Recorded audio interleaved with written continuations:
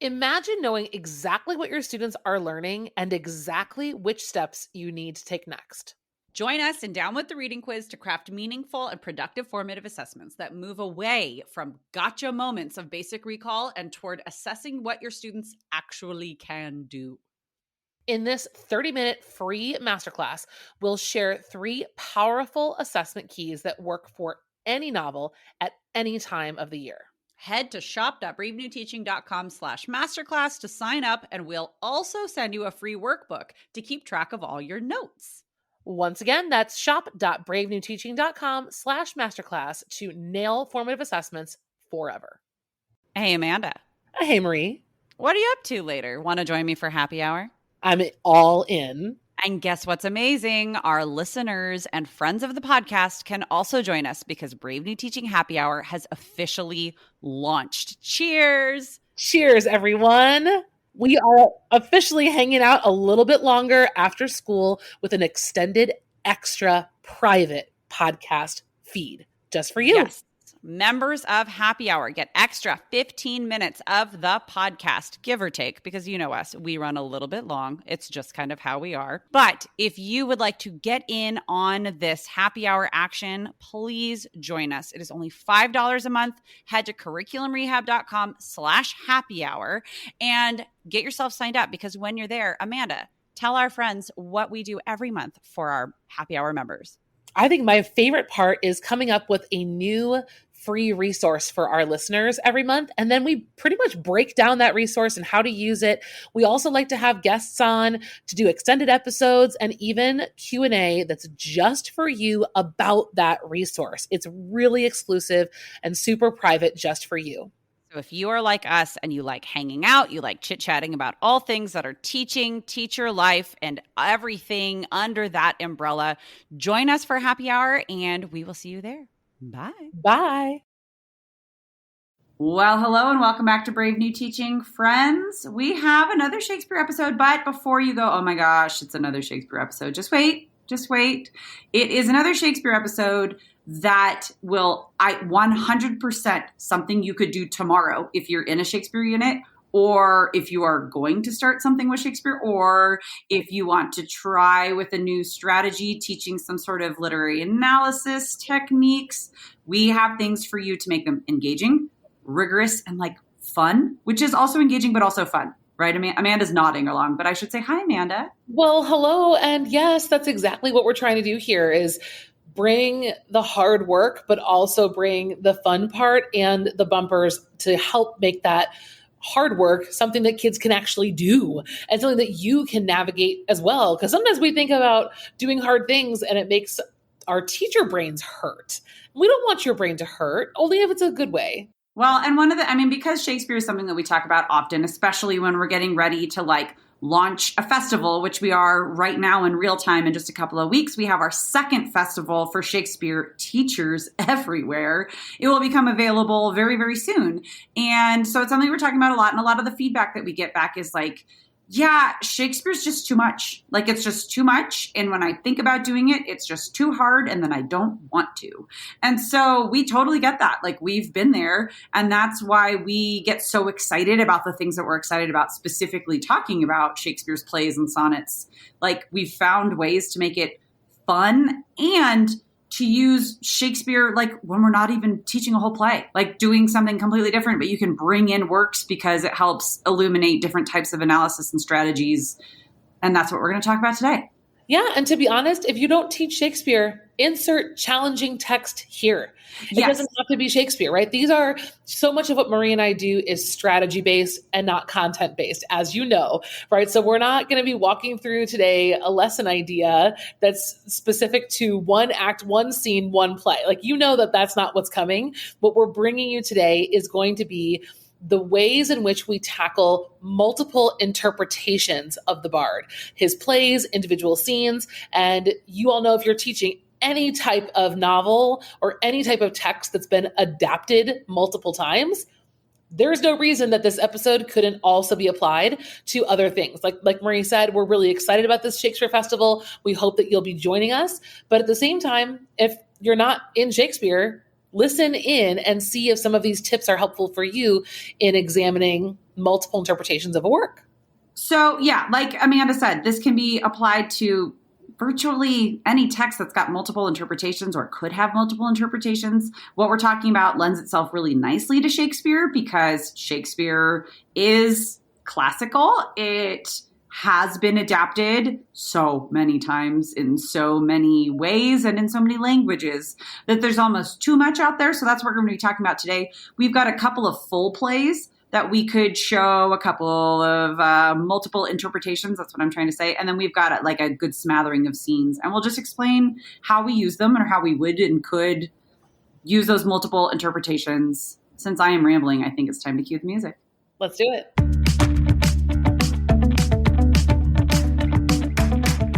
You're listening to Brave New Teaching, and we are so much more than a podcast. We give teachers the inspiration, support, and tools to challenge the status quo.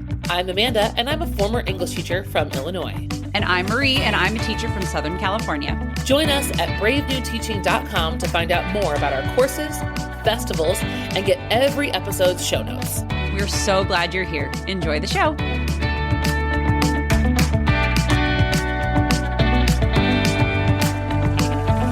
Like I said a little bit rambly before the intro music just now, we've got a couple of full plays that we want to talk about. So let's start there. There are a lot of films. And I mean, if you've heard us talk about Shakespeare at all, we've got many, many episodes. I think it was episode 45 from an earlier season of the podcast. We talk through why even teach Shakespeare, like what we're talking about. And one of the biggest tenets of our entire Shakespeare strategy for the two of us and for Brave New Teaching together is that Shakespeare should be seen. It should be seen either before it is read or as it is read. Generally, we're going to show it before, but it's a play. It should be up and on its feet. And so being able to take advantage of technology and film and like really high quality or even low quality adaptations so that it gives students something to talk about, we see all of that as a win. And I just want to debunk anybody going, well, but showing a movie feels lazy. Not if it's done really well. It's not lazy at all. And Amanda, it looks like she's ready to jump in. So for this question that's come up a couple of times too, for this specific episode, if you are in a state or a curriculum that is utilizing Common Core, analyzing multiple interpretations is one of those kind of standards that's really hard to hit in a lot of places other than Shakespeare. I mean, Shakespeare really gives us a great chance to hit that standard if that's something that matters to you.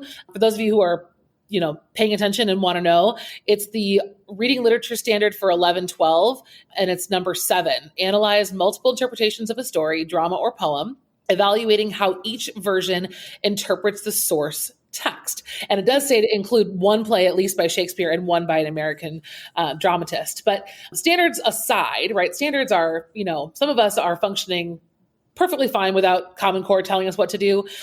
This really is, I think, what Marie and I have at the heart of this episode is the practice of analysis can get very routine.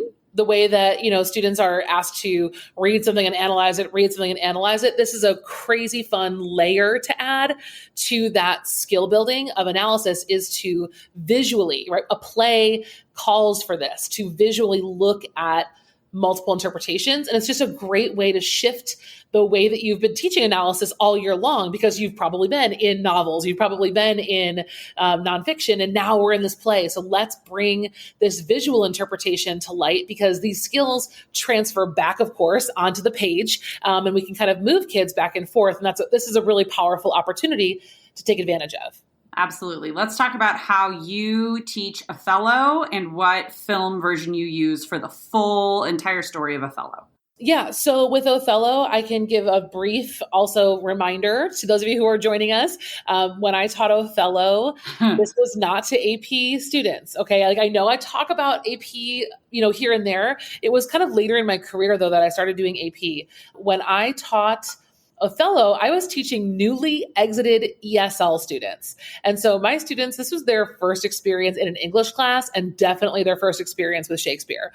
And so knowing the power of film, we watched O, which if you're a millennial like Marie and I, You probably at one point in your life had a small little crush on Josh Hartnett and or Mekhi Phifer. For both me, at the same time. Definitely both. And they're Yep. both in the same movie, which is, Yeah. a sidebar, best part of teaching this unit.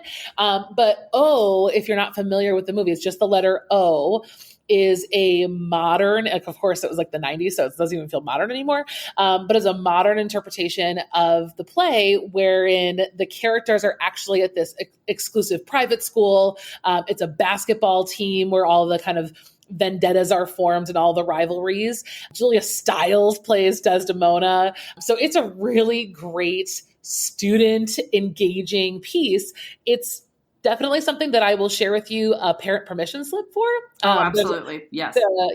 There's no sword play here. There are guns and violence. And I mean, of course, this is what. Well, and kids having sex. Yeah. I mean, it's. Yes. So for sure, it would require you to preview it and then share the permission slip with parents. But what's great about showing the whole film first, 'cause that's what we did, is that students were, number one, they were engaged. Right? This was a movie made for teenagers, so they're going to love it. And then second, and more academically important, the plot structure of Othello is followed to a T. I mean, this is very, very accurately Othello, but just brought into modern language and modern actors. And so my students walked into Othello, the play, having a really firm grasp of those plot things and character things, so that when we started looking at Shakespeare, we weren't starting at zero. And that is just one way. We weren't even really evaluating the differences or doing analysis. We used it as laying the groundwork for a challenging piece of reading. So that's one way that you might think about doing a whole play interpretation side by side, would just be that, the very basic skills of getting kids oriented and excited about what's to come. Well, and it's not, like you're saying, it's not necessarily going back and forth between version to version, although you completely could. And actually, when I taught this exact same version with Othello, I want to say it was like my first year teaching. It was a minute ago. We did go back and forth and back and forth. I had seniors. I think we went act for act and we kind of like matched them up, and I had them it was on the semester system. So we had a lot more time doing their own interpretations of key scenes and that sort of a thing. One thing I do want to make clear, because I'm going to talk through how to use 10 Things I Hate About You with Midsummer, is that when we're talking about using a whole film or a movie, okay, whatever you want to call it, fine. We're talking about using that as a tool, not just a reward at the end. We do not, no shade to those of us who need to like grade for 2 days and therefore put on a film or something at the end of a unit, like so that we can get through our grading and that students can do something else that is enriching. Absolutely fantastic. What we're talking about though is a teaching strategy that uses film, entire adaptations, or in a minute we'll talk about scenes, as a tool rather than as a reward. You could totally do both, but that's like our focus here. And again, nothing wrong with showing something or doing something else that's like fun and different towards the end. We're talking about in the meat or like at the beginning. Amanda's talking about creating an access point and giving students access to a really challenging text, period. And to piggyback on that, I'm remembering now, like as you're talking, one of the other strategies of using it was I was teaching students how to watch the play, like how this unit was going to go, how we were going to watch film together, discuss it, and take notes on it. So I actually used, I showed it in an Instagram reel a little while ago. When we do plays, I have kids, they use a tracking, like a note sheet, and it goes act by act.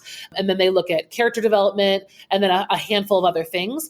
I made one sheet and I did it the exact same way for O that we were going to do it for Othello. And so the students got used to kind of just like the new classroom routine. It's different from when we're in a novel to be in a film. So I kind of had to use that also to teach them how class was going to run. It was a classroom management piece. It was an access point, and it was really just designed to set them up to be successful when the hard thing got in front of them. Hello, friends. Please excuse the interruption of this episode. We wanted to let you know about something very, very exciting coming to you from Brave New Teaching.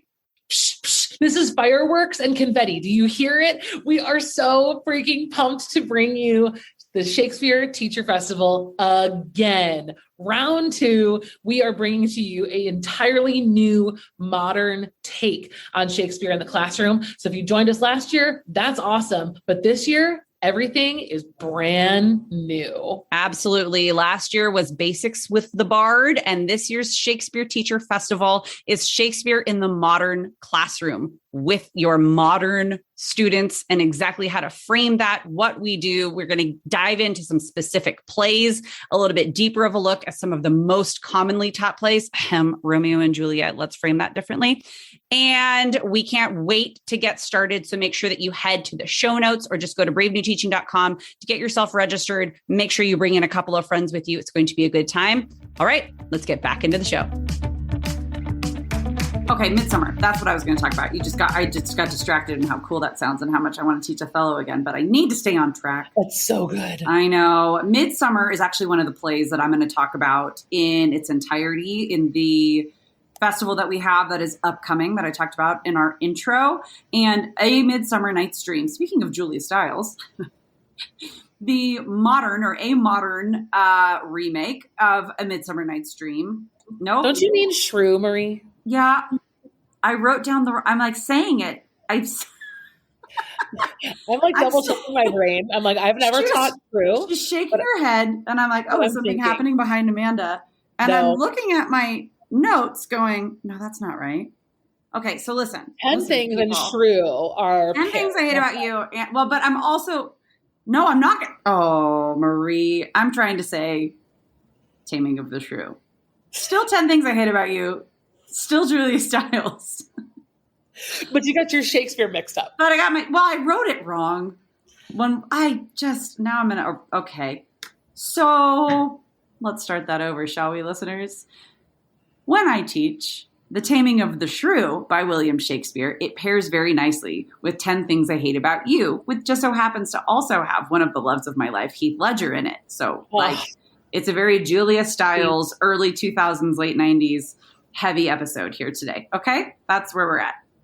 So 10 Things I Hate About You is a nice, I've used it in its entirety and gone just like act for act, back and forth, back and forth, back and forth, and gone watch a little Shrew, talk about it, see how it comes up in the modern adaptation. Watch a little, so act 1, close read, 10 things. Act 2, close read, 10 things. That pattern for Taming of the Shrew, I almost did it again, is pretty great. Like, it works really nicely. It's a comedy, so it's like pretty clean cut. Like, the whole story arc just kind of goes boop, boop, boop, up, up, up, and then down like that. And then it foils and everything's over and people get married, or do they? And students are able to see where the thing with like comedy with Shakespeare is that students often go, I don't get, why is this funny? Why is this funny? Was this funny then? Is this funny? Like, Mrs. Morris, was this funny when you were young 8 million years ago? And I'm like, first of all, you're rude. Secondly, it is funny if you peel back the layers and you suspend a little bit of your disbelief that like, this isn't going to be funny. There's sarcasm in there. There's a lot of wordplay in there. And so being able to let students then see how that plays out in a more contemporary context is good. And then they get to start playing around with the language and making their own puns and making their own jokes and being really crass and gross like Petruchio is. So since I've butchered this so far, let's move on to some of our scenes, shall we?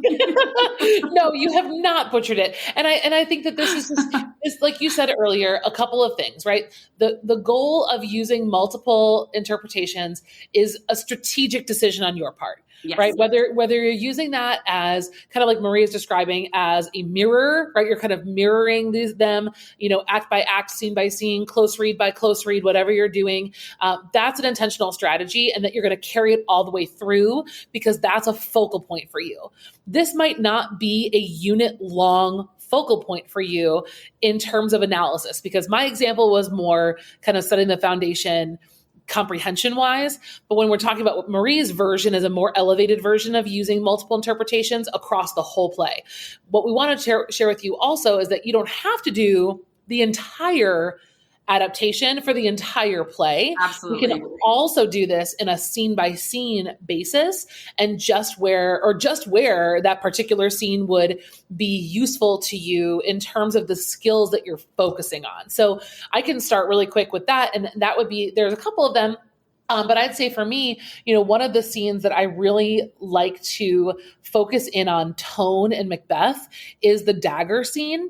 And I actually created this. So I have the students can watch, is this a dagger, which I see before me? They can watch, oh my gosh, go to YouTube and look for that moment. You just type in Act 2, Scene 1, Macbeth, and you'll find so many different performances of it. You have, of course, we can talk about Macbeth later. But there are lots of ways that this has been performed. And so what that does is give students an access point for talking about tone.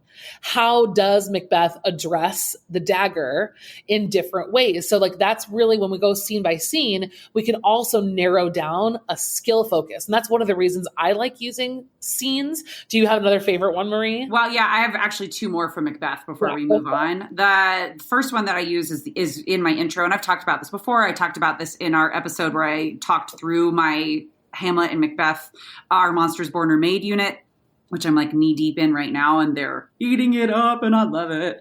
But the very opening, the witches, when shall we three meet again upon the heath, blubbity blue, there's a YouTube video that it's all one, it's 5 different versions. It's a whole compilation video. That's 5 different versions.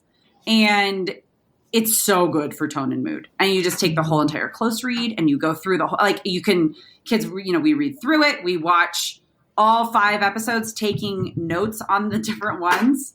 And with the close read in front of them, or you know what I mean, the text for the whole entire scene that they are going to eventually be in close reading, they take notes on all 5 different versions on what they see, on the tone, and on the mood that they get from them. And I kind of pause in between as this YouTube video plays.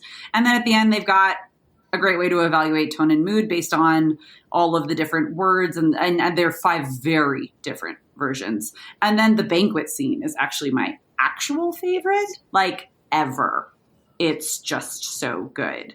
Again, I fly to YouTube for, do I use 4 different versions? I think I use 4 or 5 different versions. You just banquet scene Macbeth, and they're anywhere from a minute and a half to 3 minutes. It's not, for such a famous scene, it's extremely short. And you can find the Sir Patrick Stewart one, the Denzel Washington version, I can't remember the other ones, but they're all very, very different. There are film interpretations. There are stage to film, filmed of the Stage Royal Shakespeare Company interpretations.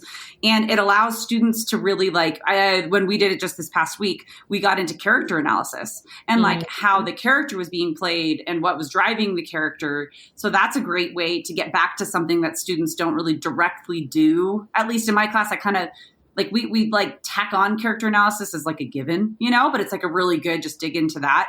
Yeah, there's a bunch of them in Macbeth. Same thing with Hamlet. And I talked about this last week, actually, when we were recording the rhetoric, that episode, Shakespeare and rhetoric. Hamlet's soliloquy, or the to be or not to be, is such an amazing psychological lens analysis piece, especially when you look at multiple versions of that monologue or that soliloquy. Which one did the kids absolutely go nuts for? What's the Doctor Strange? What's his name?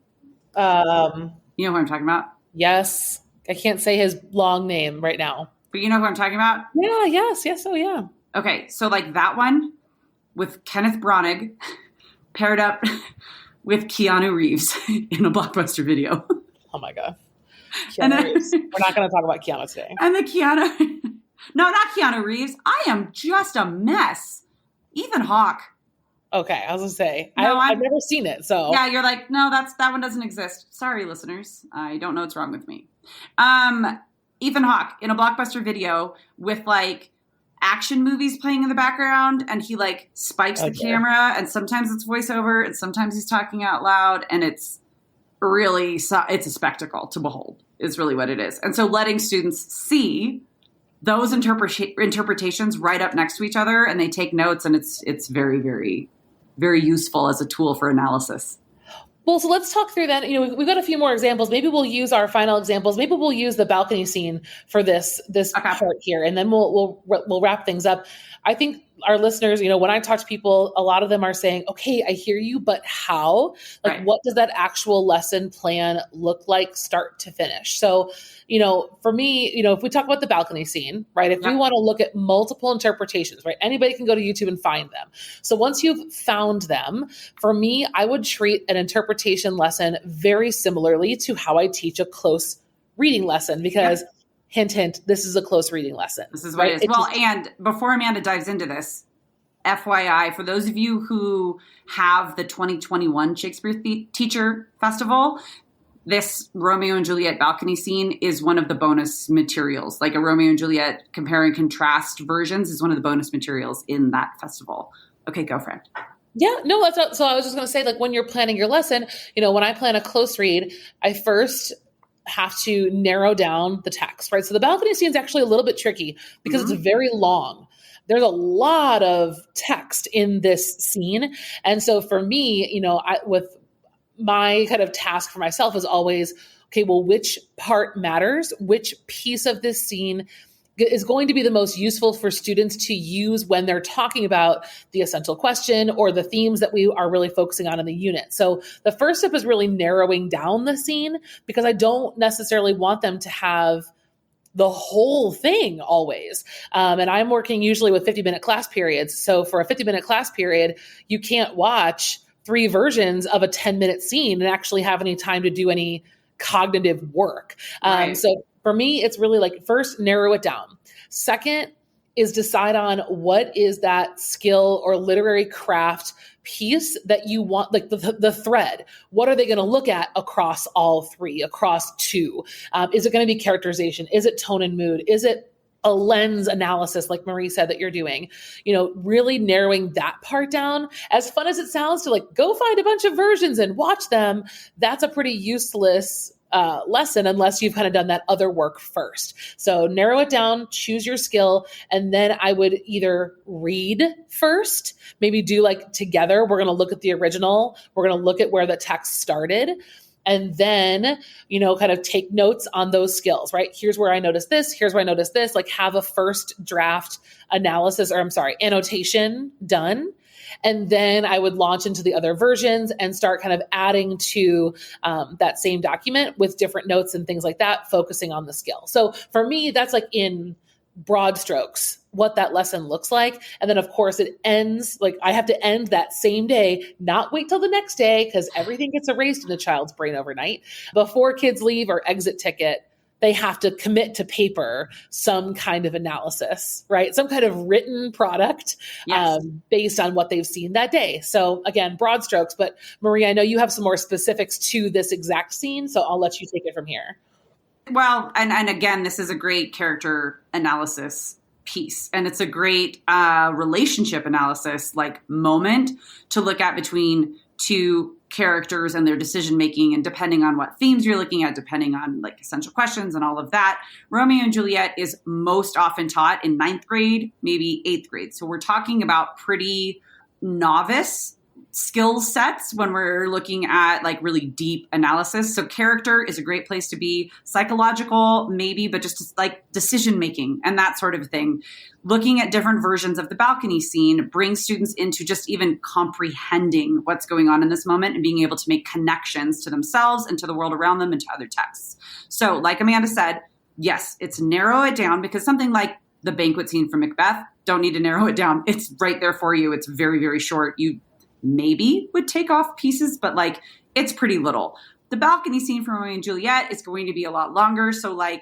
It's really spread out. It is very spread out, and it's very flowery. It's Shakespeare, it's poetry, but it's also we get it. She's the sun. You kissed. Let's move on. But and I say this with all the love in my heart for Romeo and Juliet. Read it first. And I would even say read it without marking anything, but just read it so that you get a preview of what you're going to be seeing, right? And then students, for me and for the version that's in the 2021 Shakespeare Teacher Festival, they've got the text in front of them, and every time they watch it, they're annotating on top of the same text. So like maybe they're doing different colors for each version, or maybe they're just adding more understanding. That's generally, if I'm teaching ninth grade, they're just adding more understanding of what's going on because of what they see on the screen in front of them. So they're just the same thing over and over and over again. Like, what are they saying? Why are they saying it? And what do they want? Like, those are 3 great character-driven analysis questions that students can watch the scene once. Okay, jot down what you understood this time. Watch it again. Oh, did you get something here? Did you get this pun? Did you get this little piece and this little metaphor? And then watch it again, right? However many times it takes. And like Amanda said, timing is something to pay attention to if you're putting together a lesson like this or an activity like this. And then also like maybe send them home with a write-up, or an exit ticket is going to be their little like short answer, something like that. Like, what did you see here today? What do you newly understand? Or something that's a little deeper and more analytical, depending on what their notes were.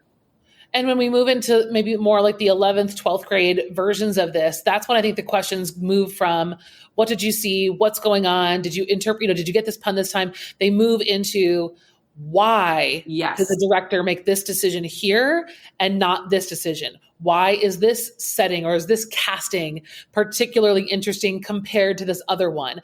That's when those questions, not that you can't ask them in ninth grade, we're just saying, know your purpose. What is the purpose you of can using remove this stuff? Sorry, I'm just talking over you. You can remove a lot of your scaffolds as you get, I mean, as we all know, right? It's all good teaching and good practice, but it always bears repeating. Like even veterans like ourselves, it bears repeating the reasons why we do certain things certain ways at different levels, and why we listen to what our students have and what they can do, and then we go from there.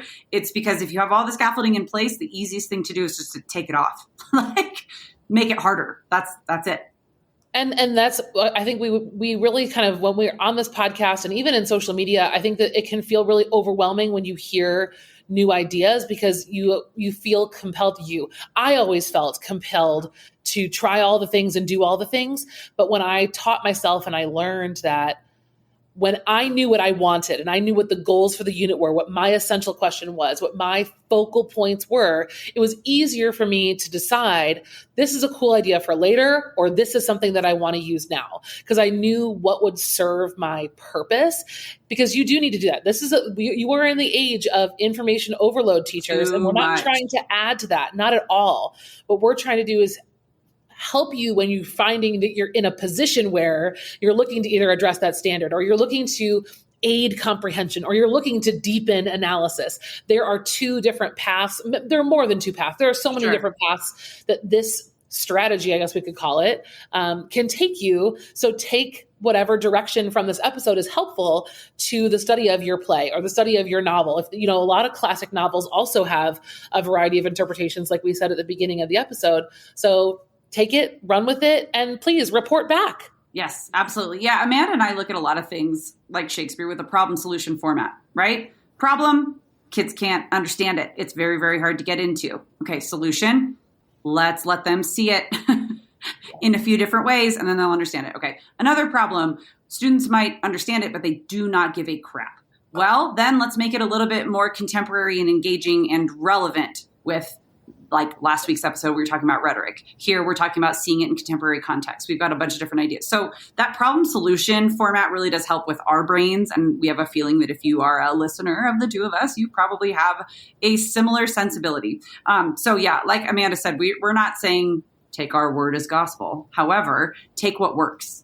Take what works and run with it, and let us know what works, and let us know how you made it your own, because we love it. Well, and so today what we've given you is, access points for the whole play and the whole film adaptation. In this case, we've looked at scene by scene, different ways to do that. And then within all of that, we've given you skills to focus on, directions to take, and ability levels at which it could be used. So this was a lot.